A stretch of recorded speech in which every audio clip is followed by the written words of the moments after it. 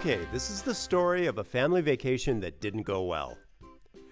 This started before the earthquake. I had invited my little brother to come and visit us in Taiwan. You remember my little brother, right? Did I mention him before? The guy that said we were dead? Yeah, that guy. So I invited him to come because he was on vacation from college at the time. It was the summer. And I said, hey, Rob, you should spend the summer with us in Taiwan. Come, learn about the place, and see what it's like. They have great food. The people are nice. The scenery is beautiful. So he was like, well, yeah, okay. Is it safe? And I said, yeah, compared to America, yes. And he asked a funny question. He asked, is it safe like Canada? Because my family, American and Canadian. So I was like, yes, it's completely safe. You've got nothing to worry about. It is great here. However, when my brother had got here, the news was reporting on a group of men that the police were busy looking for every night. It was on the news every night for a little while.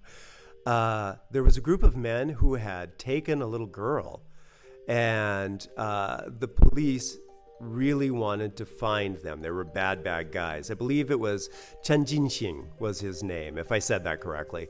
And the girl that they had taken was Bai Bingbing's daughter, Bai Xiaoyan. That was during this time.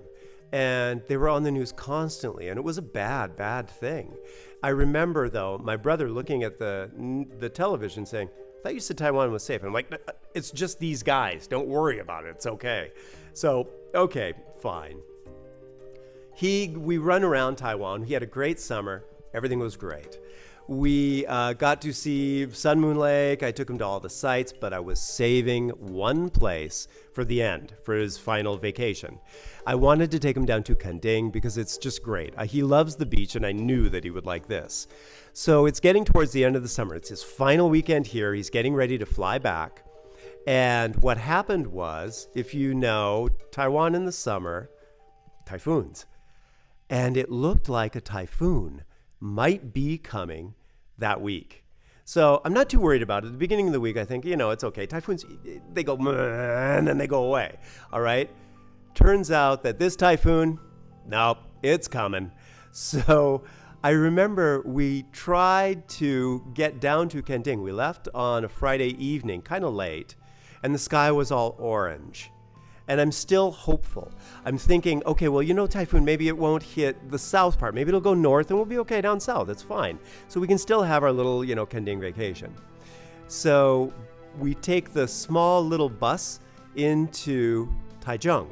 At the time, they didn't have Guohao Liao Dao. It was, no highway. We had to take the little, what we call the chicken bus, into Taichung. So we get there and we can see on the news that nope, it's going to be a typhoon. I turn to my brother and I say, okay, hey, Rob, yeah? Probably going to be a typhoon. Cool. I say, no, actually, no, they're not. He's from Seattle. He doesn't know. So we don't have these things at all where we're from in the U.S. So he's like, okay, that'll be great. And I'm like, not really, but okay. So we hop in the train and we decide to go for it. We get out in Kaohsiung. Now, by now, it's about maybe 10 o'clock at night. And everything is shut down. Worse, there are no buses running from Kaohsiung down to Kending. So we were getting out of the train, and I remember looking around, and we ended up joining a group of people, maybe 10, 12 people, who were also I could tell they were looking for a way to go south also. So we kind of joined them. We snuck in with their group and joined them. And they found one place with the door still open and the bus drivers were still there. And I remember hearing cling, cling, cling, cling, cling, cling, cling, cling before we walked into the station there.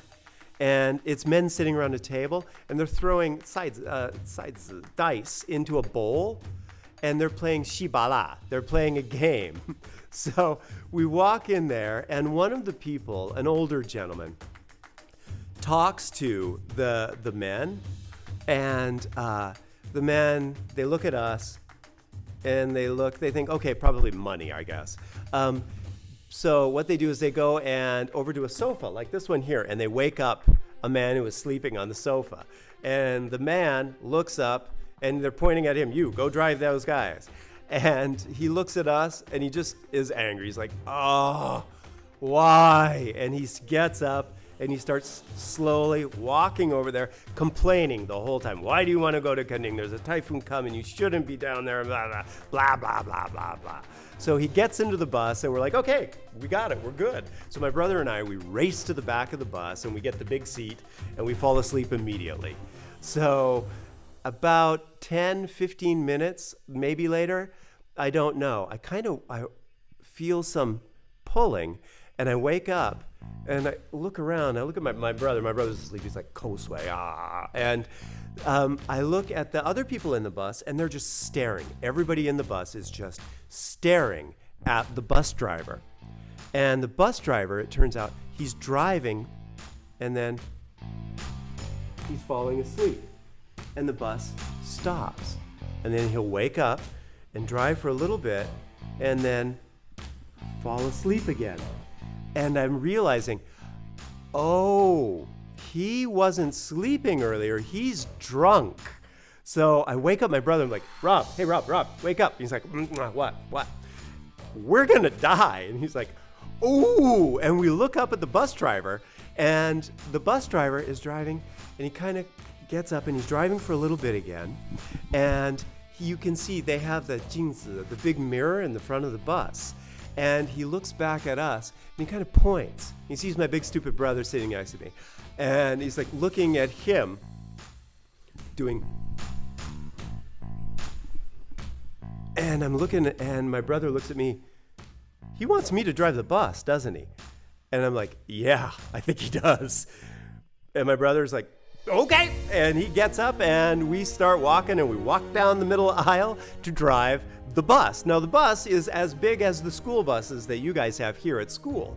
So I remember too the faces of the people as we are walking up, they're looking at us like, oh, even worse is to have the foreigners drive the bus. So we go and sit down and the people are obviously, they're probably wondering, oh my God, what are we gonna do? Now, of course, my brother, he doesn't speak Chinese. He's never been to Kenting before. He has no idea where to go. So I'm sitting in the bus driver, I'm the Daoyo, the tour guide seat next to him.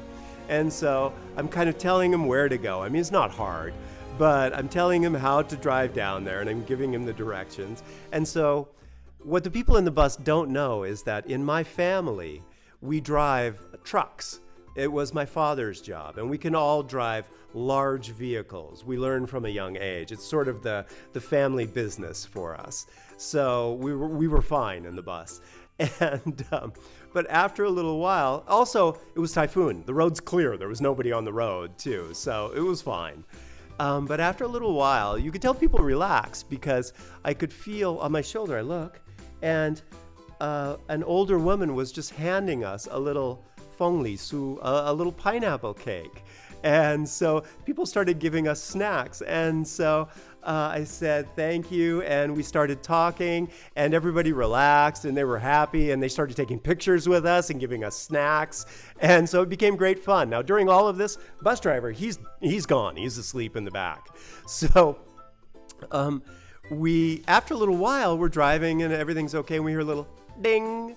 And so we realize, oh, somebody wants off the bus. So we kind of stop and open the door, and I get on the microphone and say, 我们等一下要下车，小心哦，有台风啊。好好，谢谢啊，谢谢你各位啊，有空再来 okay, bye bye.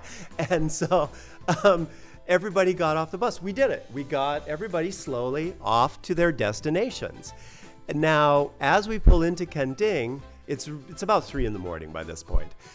We finally park the bus at the big gate in front of the Kenting National Park there, and the bus driver still asleep. He's just gone. So we leave him in the bus and we get off, and of course, nothing's open. Nothing's open.